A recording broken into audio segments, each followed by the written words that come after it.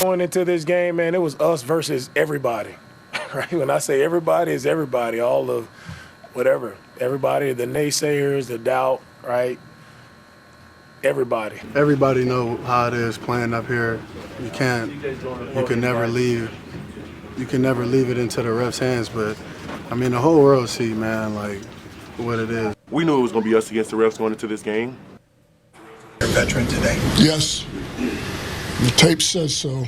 Hello, ladies and gentlemen. Welcome back to another episode of Shooting for the Stars podcast, you guys, with y'all's one and only host, Cameron Williams. And as y'all guys can see by the title of this video, you guys, I'm bringing y'all quick recaps real quick from this past weekend's divisional round as we're getting ready to quickly pivot right into the AFC and NFC championship games, you guys. The season, the NFL season is getting ready to conclude, and it does get sad, man, around this time of year. We're getting ready to watching the last four teams. Then after that, we're going to have the Pro Bowl, as y'all guys know, and then the Super Bowl right after that, and that's going to be the end of the season, you guys. So we don't have much time left, roughly about another 4 weeks left of NFL football, really 3. So I'm trying to suck it all in while I can. Before I get into today's video, I got y'all with the Texans and Chiefs recap, and then of course the Lions and Commanders. In the next video, you guys, is going to be the Baltimore Ravens and the Bills, and then of course the Eagles and the Rams. Okay, but before we get into it, you guys, hit that like, comment, and subscribe button if y'all are a true member of Shooting for the Stars podcast, you guys, as we're on this amazing journey to 1,000 subscribers, you guys. I cannot get there without you guys' love and support. But with that said, enough talking. We're going to do enough of that throughout this video. Let's go ahead and jump right into the video. Let's go. One eternity later. So I'm going to start off with the Texans first, you guys. And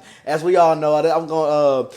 we all know that D'Amico Ryans and the Texans. We heard Texans players, of course, throughout the week after the game, blaming the refs. You know, hearing the head coach D'Amico Ryans saying that, we knew what we was up against before we head into this matchup, man. You know, we knew it was us versus them, us versus the world. You know, you hear teammates, guys like Will Henderson saying, blaming the refs and all that kind of stuff, and Joe Mixon saying that it's no way around the refs, so we can't let it play into the refs' hands and all that. And y'all want to speak on this real quick about this Texans, and because the Texans, man, they really did good enough to win. I mean, the Texans came out, they came into the game balling. I mean, they lost 23-14, but you see what they did to the Chargers, and man, they really came up there, man, and really made it a game. But man, but they was controversial calls. Like, I know the number one y'all are hearing me talk about, y'all guys already know I'm getting ready to say, is that one with Will Anderson when he went over the back of Patrick Mahomes, but he did not hit Patrick Mahomes' helmet. If anything, he hit his teammates. He made contact with his own teammate, but they called roughing the passer. Man, what?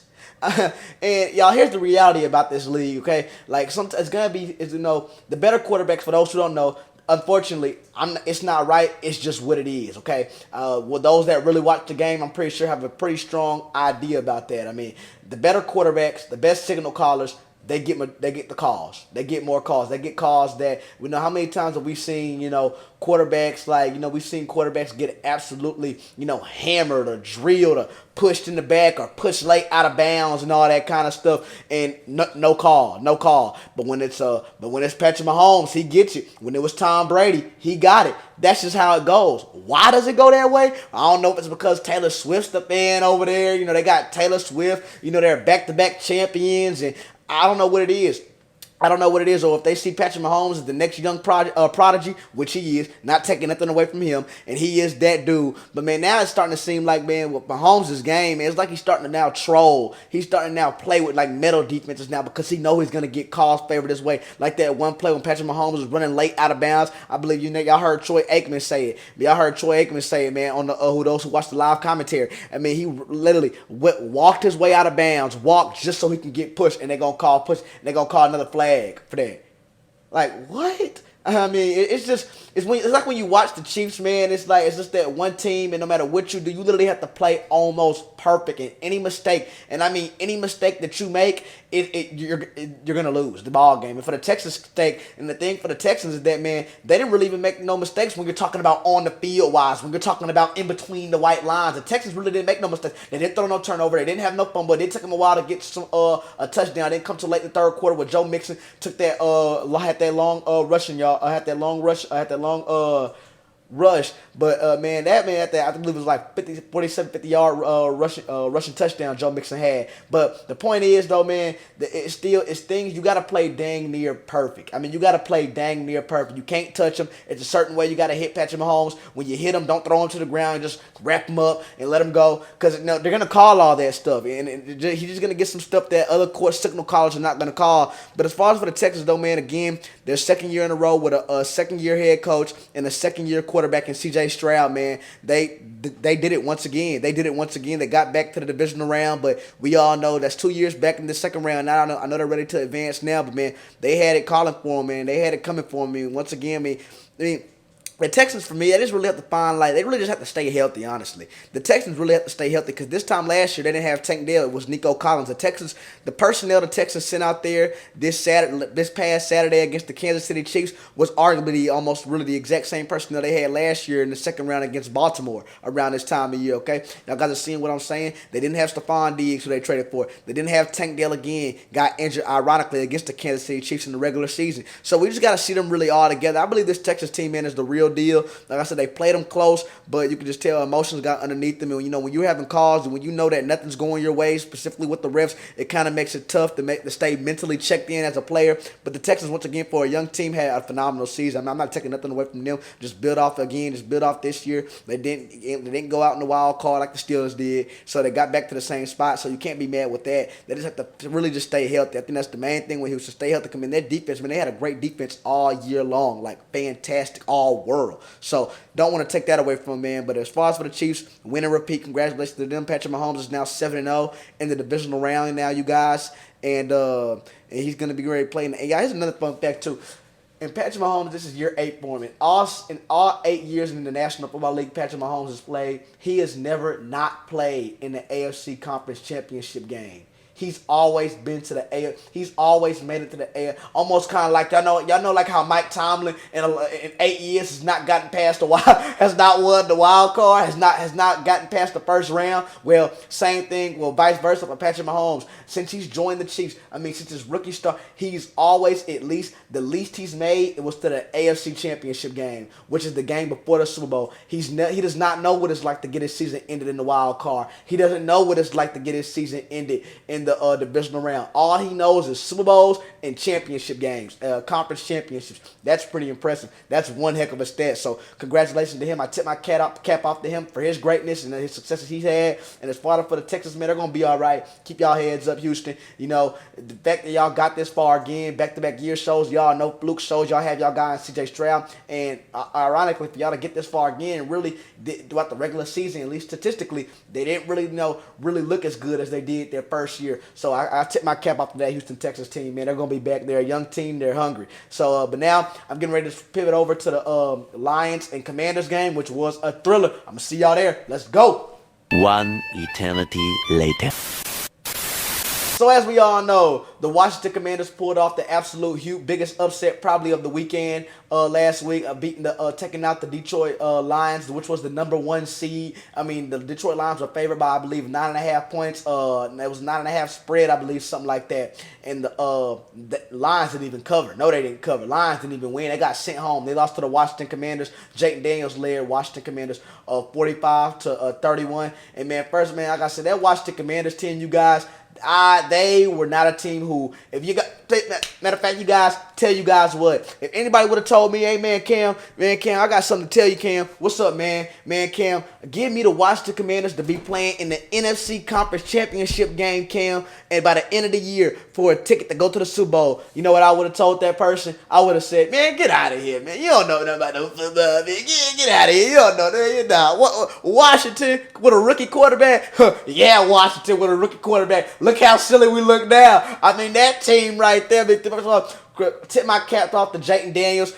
Seriously, that dude right there is not only proving that he is the best rookie quarterback of this class, but he's also proving that he might be a generational talent. He might also, along with Patrick Mahomes, might be the most special quarterback talent that we have in the last decade. That dude is doing something that has never, that's only been done 5 times and has the chance to do something that's only been done 1 time to make history if he beats the Philadelphia Eagles this upcoming week in the NFC Conference Championship game, man. I mean, seriously, I tip my cap off to Jayden Daniels. I tip my cap off to that Washington Commanders team. I mean, seriously, that team right there, they really came out there and they punched them in the mouth. I mean, punched them in the mouth. And now with Jayden Daniels, with now him advancing to the NFC Championship game, now you guys, Jayden Daniels now is now number 6 on the all-time list for rookie quarterbacks who made the conference championship game. The first one to do it, as we all know, was Sean King, quarterback for Tampa Bay back in 1999. And then Ben Roethlisberger was the second rookie quarterback to do it with the Pittsburgh Steelers in 2004. Then it was Joe Flacco with the Baltimore Ravens in 2008. Then it was Mark Sanchez with the New York Jets in 2009. Mark Sanchez, many would say was the 2-year wonder, 1-year wonder with Mark Sanchez. And then, of course, just recently, in 2022, and Brock Purdy, quarterback for the San Francisco 49ers. And now 6 is now, yes, the commander himself, Jayden Daniels, rookie quarterback. And if he wins this game, he'll be on the quest to do something that has never been done, which is be the first rookie quarterback in his first season to start a Super Bowl. To get to the Super Bowl, and that is going to be unbelievable. One heck of a story. And I'm going to get into the breakdown real quick, you guys. As we all know, Jayden Daniels, and first, like I said, like I tell people, you guys, Jayden Daniels is everything they said Caleb Williams was. I mean, seriously. And for the Washington Commanders, they're just a likable team. They have that grit. They're fearless, man. They're young. They have fun when they play the game. You can tell how they play together. I mean, the way Cliff Kingsbury, the offensive coordinator, sees the game, and how he's able to him and JD's relationship, man, is like second to none. But I'm gonna tell y'all guys something. I knew the Lions were going to be in trouble. I know many of y'all probably seen it by now. I knew the Lions were going to be in trouble when I heard Terry McLaurin's speech. You dang right. When I heard Scary Terry's pregame speech in the locker room right before they took field. Honestly, that speech by Terry McLaurin, speech of the year. Quote of the year. I mean, you don't have no reason to be fearful. You don't have no reason to have no anxiety. Everything you need to be successful is right there in front of you. Y'all heard Scary Terry. I mean, that man looked every single one of them men in their eyes before they ran off on that field and went to battle. He told all them young men, you know what, you guys? You guys know what? Everybody listen to me real quick. Yeah, y'all heard me. Everybody listen to me real quick. Okay? You know what's what? When there's money gone, when there's fame gone, the only thing you really got is your name and your reputation.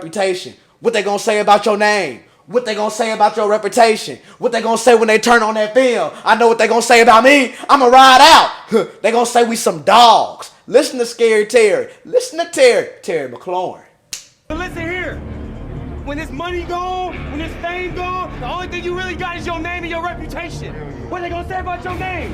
What they gonna say about your reputation? What they gonna say when they turn that film on? I know what they gonna say about me. I'ma ride out. And they went out there and backed it up. Terry McLaurin went out there and backed it up, going for 4 receptions. 87 receiving yards, had 21 yards per reception, and also found himself having one touchdown, which came on a screen pass. I mean, he was gone. Talking about, you got that one right when they turn on that film. That's exactly what they're going to say about you, Terry. Matter of fact, that's what they're going to say about all y'all when they turn on that film, is that this group of Washington Commanders are some dogs, and they have been all year. I mean, absolutely. I mean, seriously, I knew when I seen that touchdown by Terry McLaurin on that screen pass to put the lead up 17-14 for the Commanders, I said, it's going to be a shootout. But it wasn't a shootout for long, man. Like I said, Jared Goff came back to reality. It proved that Jared Goff, to me, like I've been saying, I really say Jared Goff is a product of the system, meaning he's a system quarterback. I believe Jared Goff, the reason why he's having this success is not only because of the weapons that he has around him, like Jahmyr Gibbs, Amon-Ra St. Brown, Sam Laporta, and a great offensive line, David Montgomery,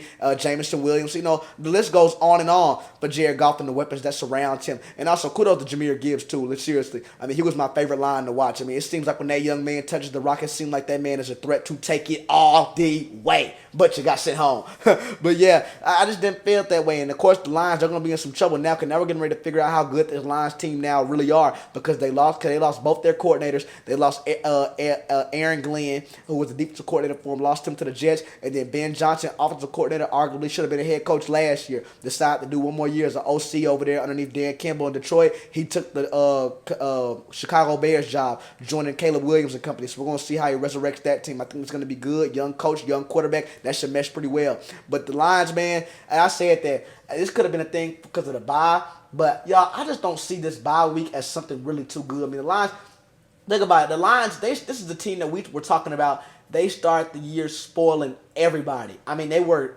taking loads on everybody, you guys. Everybody. I mean, this Detroit Lions team couldn't be messed with. I mean, they were just blowing teams out. Blowing teams out. And to see them play, now how they played on Saturday night to a rookie quarterback. I mean, Jared Goff, are you the rookie or was Jake Daniels the rookie? I mean, Jared Goff, 3 interceptions, 1 touchdown pass. 1 touchdown pass. Jameer Gibbs had 2 touchdowns. The running back. If it wasn't for him, y'all probably would have got blown out.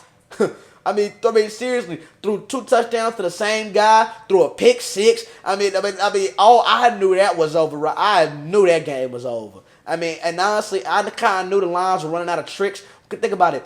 Ben Johnson, creative offensive coordinator, they ran some really good plays like that 1 touchdown where he pitched it over to Gibbs and he pitched it to Jamison Williams. I mean, that was a nice play. Or that play when they brought in Teddy Bridgewater, when they did their reverse end around and Jamison Williams came and took it all the way down to the house. Come on now. Those are some real nice plays that got the crowd on their feet. But when you got to pull plays like that, and it's not that they pulled plays like that out, is that for those that watched the game, they were doing trickery type plays throughout the majority of the game. And when you have to do that to spark something, to get something going, to get the dice rolling on offense, that lets you know you can't get nothing going. That lets you know how stagnant the offense has become, and that what you have to do all these tricks to get the defense on their toes and stuff. And like I said, this wasn't going, and they bit the Lions in the rear end when they had Jamison Williams throw that goddamn touchdown pass. Tell y'all all that trickery stuff gonna catch up with y'all. Commanders weren't full one bit. Jamison Williamson, a wide receiver, not a quarterback, coming down there in the round. That was a horrible ball too. I mean, a horrible ball. I mean, God dog. But again, he's not a quarterback. You can't get mad at him. You put the ball in his hands, coach. So the Lions, once again, you came up short. Once again, Detroit, like I said, I kind of figured, I just didn't feel confident about the Lions. And I knew this Commanders team, something told me this Commanders team was going to upset Detroit. You know, something told me they're the number 1 seed at home, but something told me, let's watch the Commanders team might come over there and steamroll Detroit. And dang it, they did, man. I mean, they were absolutely phenomenal. Jake Daniels, he completed 22 out of 31 of his passing attempts, had 299 passing yards, 2 touchdown passes, 0 INTs, and had 16 carries for 51 rushing yards. I mean, Brian Robinson, the running back, was phenomenal too, doing his job with 15 carries, 77 rushing yards, had 5 yards per carry. Y'all, there was no defense played in this game. No defense played in this game whatsoever. I mean, there was no defense, but until the end, but defenses made plays. It was one of those games, but not really so much of a defensive game, but it's gonna come down to one of the 2 teams' defenses making a play, and that was the Washington Commanders all day long. I mean, all day long, especially with that fumble. I didn't forget they forced a fumble too. I mean, forced a fumble early. I believe that was the first turnover, forced that fumble. I mean, like seriously. The Lions, like I said, and when you have that, I don't know if that's due to the bye week, you guys, but to me, I've always said, I don't see the bye week as really beneficial to these players. I really don't, because, your body's already accustomed to playing all these games, accustomed to playing every week, accustomed to getting them hits. I mean, even the Chiefs, they looked a little bit sluggish in the beginning. They did against the Houston Texans. They sure did. Yes, they did too.